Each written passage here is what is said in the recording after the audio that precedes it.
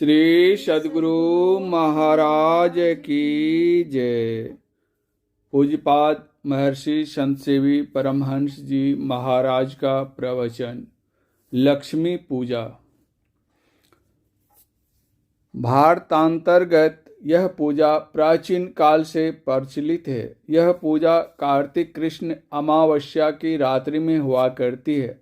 लोग बड़े ही उत्साह से धूमधाम से के साथ इस त्योहार को मनाते हैं।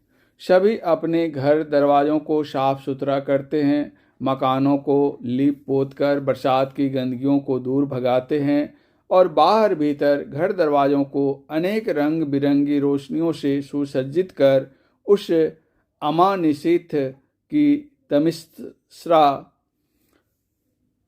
को सुदूर भगाते हैं। सभी नवीन वस्त्राभूषणों से आभूषित हो चतुर्दिक उज्ज्वल आलोक का अवलोकन करते हैं। सभी प्रसन्न मुद्रा में आनंद विभोर हो एक दूसरे से मिलते हैं और उस दिन सब के सब उस महोत्सवानंद की लहर में अपने को खोया हुआ पाते हैं। अब यह प्रश्नोदय होता है कि इस तिथि में लोग ऐसे आनंद विह्वल क्यों होते हैं?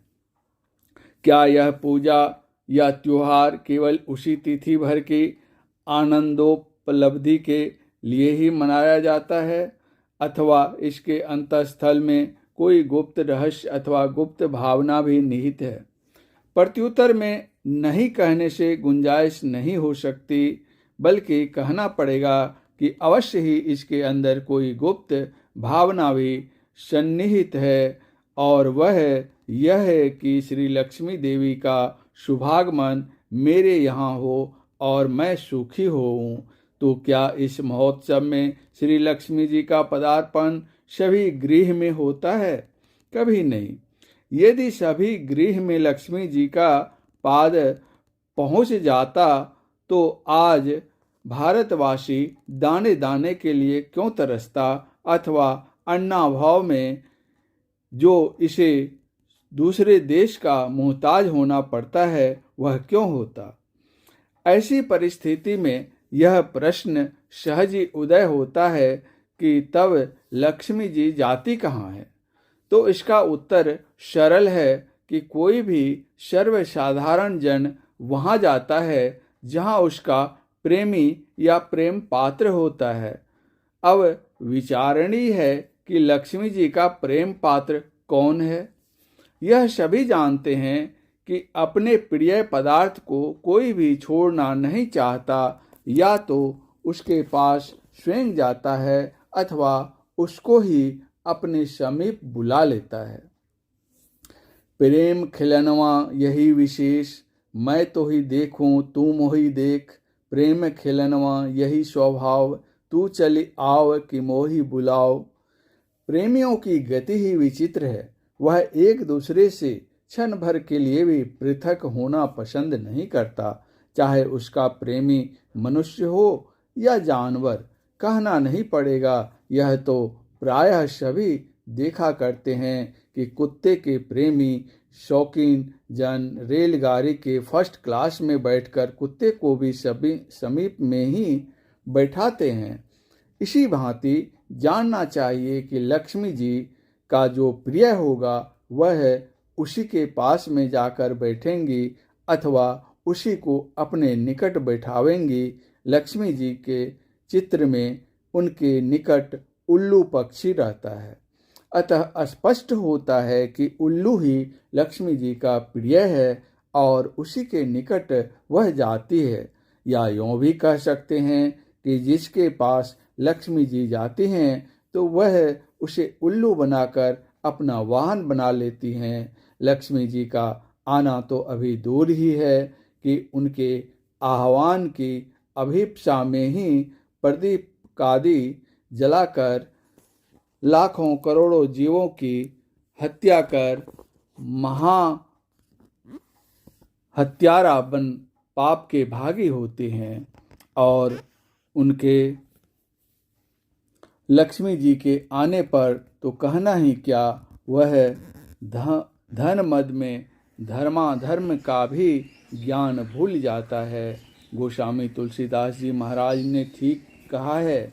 श्रीमद बक्र न किन्ह के ही उल्लू पक्षी को सूर्य का प्रकाश अच्छा नहीं लगता, उसे अंधेरी रात सुहाती है। उसी प्रकार जिनके पास लक्ष्मी जी रहती हैं, उन्हें अध्यात्म ज्ञान रूप सूर्य प्रकाश अच्छा नहीं लगता, उसे तो आधि भौतिक रूप अंधेरी रात ही अच्छी लगती है, और वे चेतन की उपासना छोड़कर जड़ उपासी बनते हैं।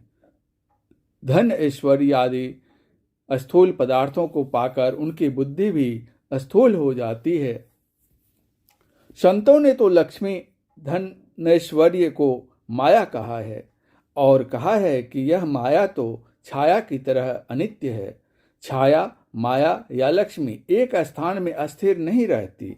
दूसरी बात यह है कि यदि उसे पकड़ने चलिए तो वह पकड़ में नहीं आती। आप अपने शरीर की छाया को ही पकड़ने जाइए तो आप उसे पकड़ नहीं सकते। आप जितना उसका पीछा करेंगे वह उतना ही आगे भागती जाएगी, किंतु उसे पकड़ना छोड़कर आप उलटकर अपना रास्ता पकड़ लीजिए तो वह आपके पीछे पीछे आएगी। उसी प्रकार आप माया या लक्ष्मी को जानिए।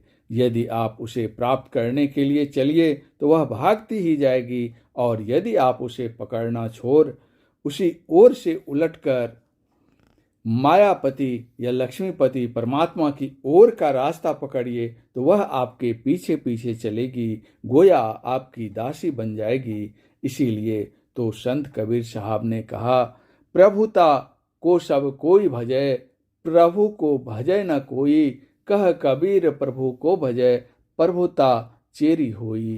केवल संत कबीर साहब ही नहीं, वरन सभी संतों ने माया को छोड़कर निर्मायिक तत्व परमात्मा को ग्रहण करने कहा। उन्होंने तो यह भी कहा कि धनैश्वर्य या मायिक पदार्थों को पाकर तुम अपने को गौरवान्वित मत समझो, बल्कि तुम अपने को दृढ़ बंधन में जकड़े हुए समझो। संत कबीर साहब का ही यह वचन है कि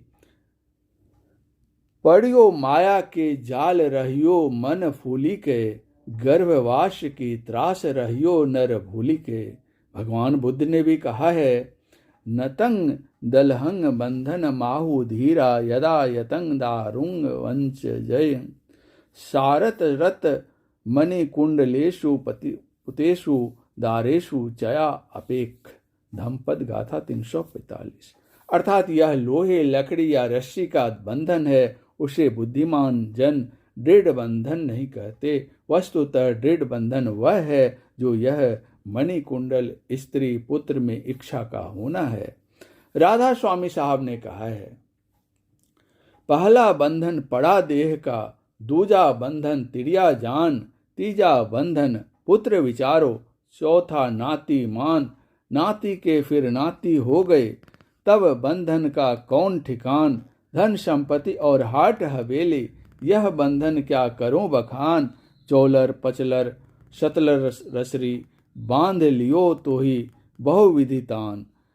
अतः इस लक्ष्मी देवी के मनाने, उसे प्राप्त करने अथवा उसे अपने गृह में आह्वान करने के फेर में न पड़कर उससे पृथक रहना ही साधक के पक्ष में हितकर एवं कल्याणकर है।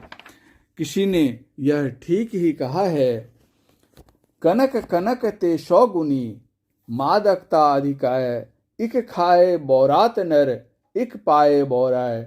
मदमस्त उन्मत्त एवं विषयासक्त जन से परमात्मा भजन होना कब संभव है। संतों ने बताया कि जो लक्ष्मी आती और जाती है उसके लिए तुम क्यों हैरान होते हो, जो तुम्हें उल्लू रूप वाहन बनाएगी। इतना ही नहीं, धन मद में मस्त होकर यदि तुम अध्यात्म पथ से च्युत हुए तो 84 लक्ष्य योनियों में जाकर शूकर और कुकर के शरीरों को पाकर अत्यधिक कष्ट के भागी होोगे। कहे कबीर चेत अज हूँ नहीं, फिर 84 जाए, पाए जन्म शूकर कुकर को भोगेगा दुख भाई। कबीर साहब, इसलिए उस लक्ष्मी की ओर से मुंह फेर कर तुम अपने अंदर की लक्ष्मी की प्राप्ति में अपनी सारी शक्तियों को लगा दो। जो तुम्हारे अंदर अंग अंग सदा सर्वावस्था में अवस्थित है, और यदि तुम उसे प्राप्त कर सको तो वही तुम्हारा वाहन बन जाएगी। अतः बाहर की लक्ष्मी की खुशामद करना छोड़ अपने अंदर में प्रवेश करना होगा। अंतर प्रवेशार्थ बाह्यावलोकन बंद करो, अर्थात नेत्रों को बंद करके अंतरावलोकन करने से तुम्हें अमावस्या की काली रात प्रत्यक्ष हो जाएगी, जिसमें तुम श्री लक्ष्मी जी का पूजन कर सकोगे। किंतु हाँ, इसमें एक बात अत्यंत दृढ़ करके जानो कि बिन गुरु हो ही की ज्ञान। यदि तुम्हारे सामने वह अमावस्या की काली निशा प्रकट भी हो जाए तो तुम उसमें लक्ष्मी जी की उपासना या आराधना करोगे तो कैसे? इसके लिए तो किसी क्रियावान शुद्धाचारनी गुरु से संकेत समझकर ही करने में कुशल है, अन्यथा युक्ति विहीन रहकर अंधकार में टटोलने से क्या लाभ होगा। अतः सद्गुरु से लक्ष्मी आराधना की युक्ति जानकर साधना आरंभ करो। यदि तुम गुरु सांकेतिक निर्दिष्ट स्थान पर अपनी दृष्टिधारों को एकत्र कर स्थिर कर सको तो तुम्हें उसी स्थान पर बिंदु रूप लक्ष्मी का प्रत्यक्ष दर्शन होगा। जिस प्रकार बाह्य संसार की ठाकुरवारी में भगवान विष्णु और श्री लक्ष्मी जी के विग्रह को प्रत्यक्ष देखते हो, उसी भांति तुम्हारे शरीर रूपी ठाकुरवारी में नाद रूप विष्णु और बिंदु रूप लक्ष्मी विराजमान है, किंतु उन्हें देखने की कला किसी जानकार से जानकर देखो। योग शिखोपनिषद में लिखा है, बिंदु नाद महालिंगम विष्णु लक्ष्मी निकेतनम देहंग विश्वाल्यंग प्रोक्तं सिद्धिदंग सर्वदेही नाम। बिंदु रूप लक्ष्मी और नाद रूप विष्णु तुम्हारे अंग संग हैं। साधन द्वारा यदि इस बिंदु रूप लक्ष्मी को प्राप्त कर सको तो वह तुम्हारा वाहन बन जाएगा, अर्थात तुम बिंदु पर आरूढ़ हो प्रकाश मंडल की सैर कर सकोगे। गुरु नानक देव ने इसी बिंदु को ताड़ा कहा है और उन्होंने कहा कि फांद कर तारा पर चढ़ गया, ताड़ा चढ़िया लंबा। इसी प्रकार जो साधक दृढ़ ध्यानाभ्यास करेगा तो वह अवश्य ही बिंदु रूप लक्ष्मी को प्राप्त कर शब्द रूप विष्णु को भी प्राप्त कर लेगा। योग शिखोपनिषद में ही लिखा है, बिंदु पीठंग विनीर विद्य नाद लिंगम मनुपस्थितम, अर्थात बिंदु पीठ का भेदन करके नाद या शब्द उपस्थित होता है। यह नाद या शब्द ब्रह्म ध्वनि है। इसका अवलंब लेकर भक्त साधक ब्रह्म के शुद्ध स्वरूप का अपरोक्ष ज्ञान प्राप्त कर लेता है। संत कबीर साहब ने कहा, शब्द गहियो जिब संशय नाही, साहेब भयो तेरे संग। यह जानकर साधक को चाहिए कि अपने अंदर स्थित लक्ष्मी की नित्य उपासना करें और इसी उपासना के द्वारा पर ब्रह्म परमात्मा को प्राप्त कर चिरंतन परमानंद के अधिकारी बने। श्री सद्गुरु महाराज की जय।